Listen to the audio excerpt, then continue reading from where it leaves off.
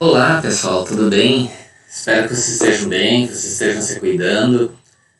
Hoje nós estamos aqui para falar um pouquinho sobre a educação científica da criança, que é o texto que eu deixei para vocês, o artigo que ficou para vocês lerem agora na segunda etapa de atividades.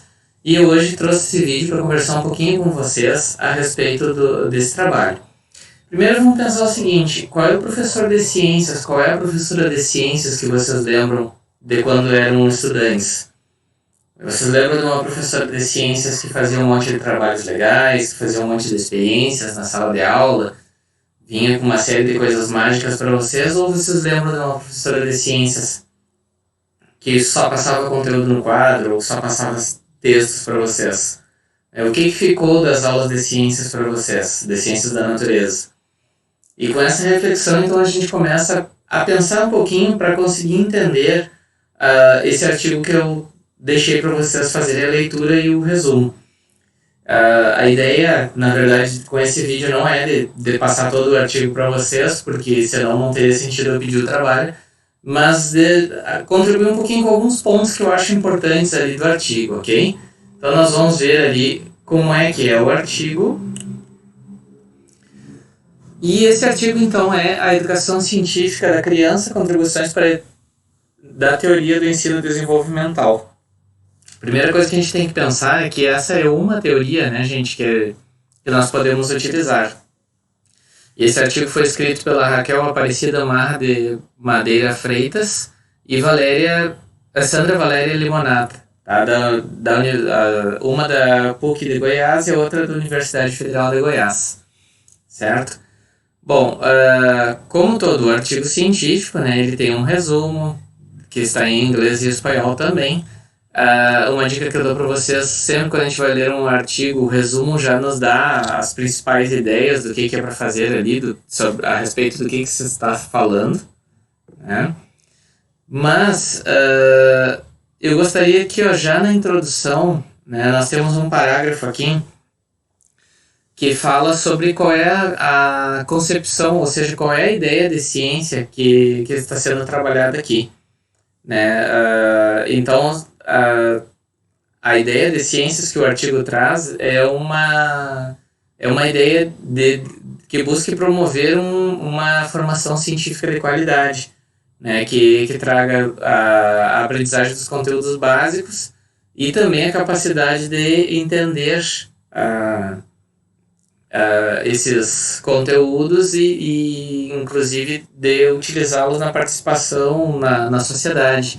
Então a ideia não é uma formação científica de memorização de conteúdos, mas que esses conteúdos, esses conhecimentos possam também ser utilizados socialmente, né? E isso traz algumas exigências. Aí vocês vão ter aqui uma história das ciências, né, na primeira parte do capítulo. É interessante a gente pensar nessa situação aqui. Né? Nem sempre a ciência teve a mesma importância na escola, nem sempre teve o mesmo objetivo. Né? Com o passar do tempo, vocês vão ver aqui, né, que até a década de 30 não tinha muita importância ao estudo das ciências nos projetos educacionais, mas vocês sabem que depois houve uma corrida espacial, né? Houve a Guerra Fria, houve desenvolvimento da tecnologia, e isso foi fazendo com que, no passar dos anos, as ciências fossem tendo outra importância no país. A industrialização do país também fez com que essa ideia de ciências fosse mudando, né? E, portanto, o trabalho do professor também. Então, assim, qual é a contribuição da teoria da atividade do ensino desenvolvimental do Davidov para as ciências, né? Então, a primeira coisa que o Davidov coloca ali, ou que pelo menos é colocado nesse artigo, é que a atividade mental interna é estruturada na criança pela atividade externa com os outros e com os objetos da cultura, num processo de comunicação compartilhada. O avanço autônomo e criador do pensamento só é possível sob a base da experiência histórica que é interiorizada nesse processo. Assim, o desenvolvimento humano não é a adaptação do homem ao meio, mas a interiorização dos êxitos do desenvolvimento histórico-cultural, primeiro na comunicação partilhada, depois por meio de uma atividade mental ou produtiva individual.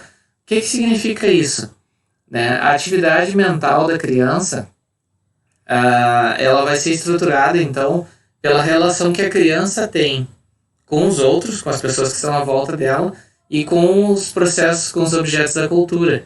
Então, na verdade, o conhecimento da ciência ele não se dá só pela memorização, né? Mas pela atividade externa que a criança faz, aquilo que está fora dela, né? E no fazer essas atividades externas junto com os outros e junto com os objetos de cultura, a criança então vai interiorizando, né? E vai formando as suas estruturas internas para conseguir compreender aquele conhecimento. Então, ensinar ciências não pode ser simplesmente passar conteúdos para os alunos.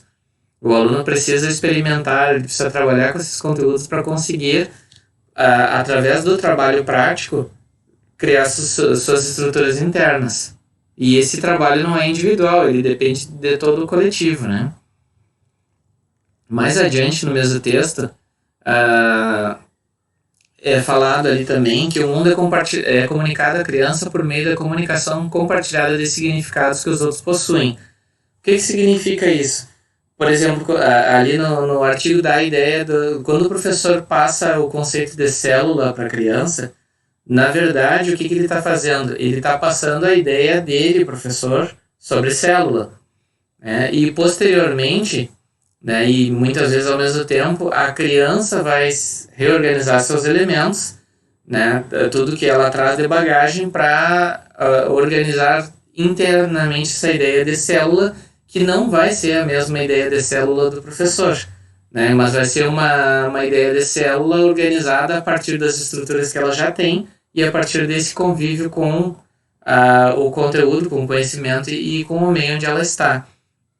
E por isso, para que essa comunicação dos conteúdos escolares seja mais eficaz, né, o professor tem que organizar as aulas de forma, então, que os alunos possam ter tarefas ou ações mentais que possam ser realizadas, né? Portanto, o professor não vai simplesmente passar a ideia dele de célula, por exemplo, para que o aluno memorize essa ideia. O professor vai ter que construir uma aula, né, que tenha várias tarefas para que os alunos façam, para que eles consigam, através das suas ações mentais, construir esse conceito de célula, então.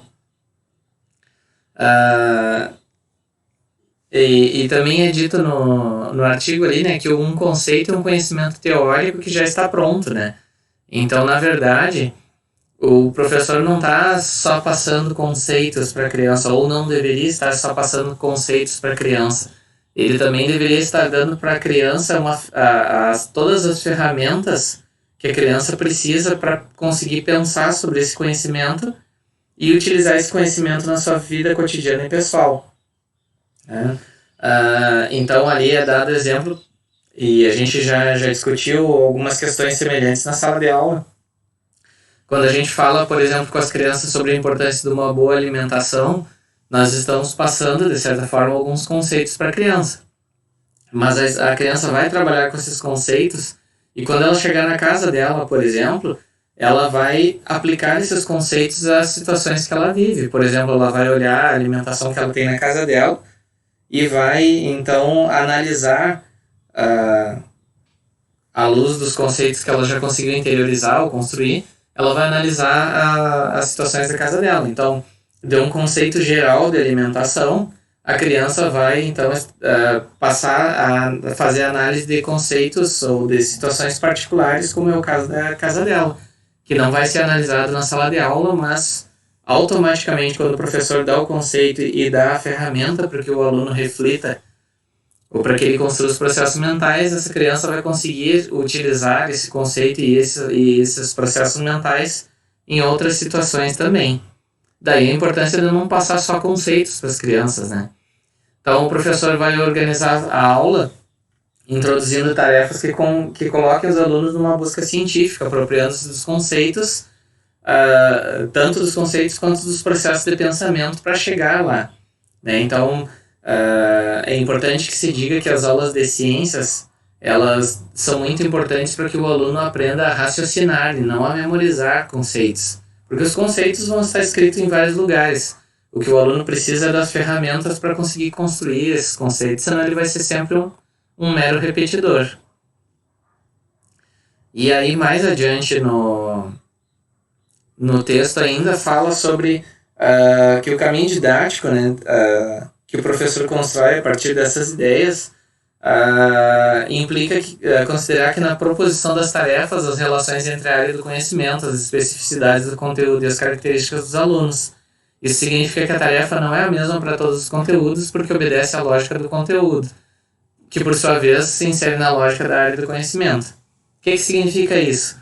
Significa que não existe uma única forma de ensinar os alunos, que a forma como o professor vai trabalhar depende de qual conteúdo ele está trabalhando, depende de como esse conteúdo se insere na área do conhecimento, e importa também saber as características dos próprios alunos, a bagagem que esse aluno já traz, as características dele. Então não existe uma receita pronta para a aula de ciências.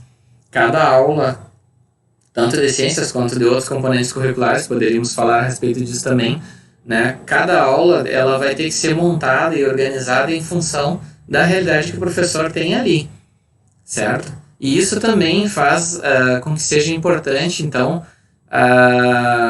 que o professor associe o conhecimento científico, né, e os processos de aprendizagem com o conhecimento dos seus alunos, né, e que não desconsidere a cultura que o aluno já tem, porque o aluno também já traz uma bagagem cultural, uma bagagem de conhecimento que precisam ser consideradas nesse processo, né, e para dar início a isso, então, a todo esse processo, é necessário que os alunos queiram aprender.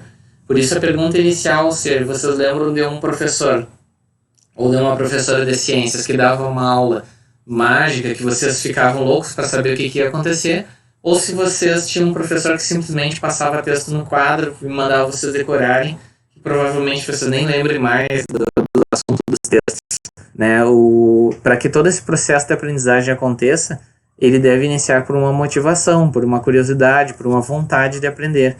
E isso também faz parte do trabalho do professor. E por isso, a importância da formação inicial do professor e da formação continuada, do professor continuar estudando depois, para conseguir ir se adaptando às novas realidades que ele vai enfrentando.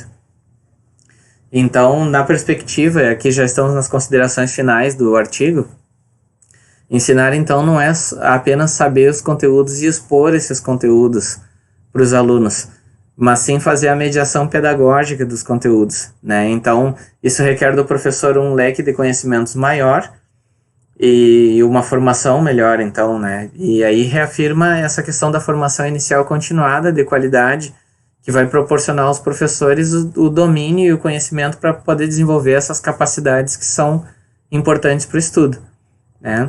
E destaco aqui ainda, né, essa frase que fala sobre a experimentação e o trabalho empírico não se constitui na única via didática do ensino, mas é imprescindível para a aprendizagem de grande parte dos conteúdos de ciência do ensino fundamental.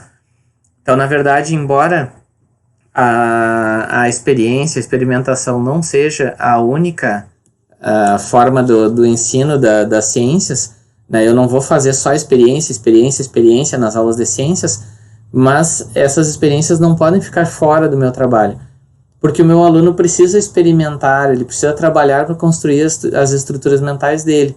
Se eu não fizer com que o meu aluno experimente, pense, repense, crie hipóteses, teste essas hipóteses, a minha aula de ciências vai ser uma mera memorização de conteúdo e não vai fazer com que o aluno desenvolva as estruturas que ele precisa para esse trabalho. Ok, pessoal? Então, a ideia desse artigo é mais ou menos por aí. Claro que vocês vão ler todo o artigo, né? Mas é para clarear algumas ideias aí para facilitar o trabalho de vocês, ok? Espero que todo mundo esteja se cuidando aí nessa quarentena. Vamos todo mundo aproveitar esse tempo aí para desenvolver uma série de estratégias aí e vamos fazendo os nossos trabalhos também. Vocês aí e nós aqui, ok? Até mais, pessoal. Um bom estudo para vocês.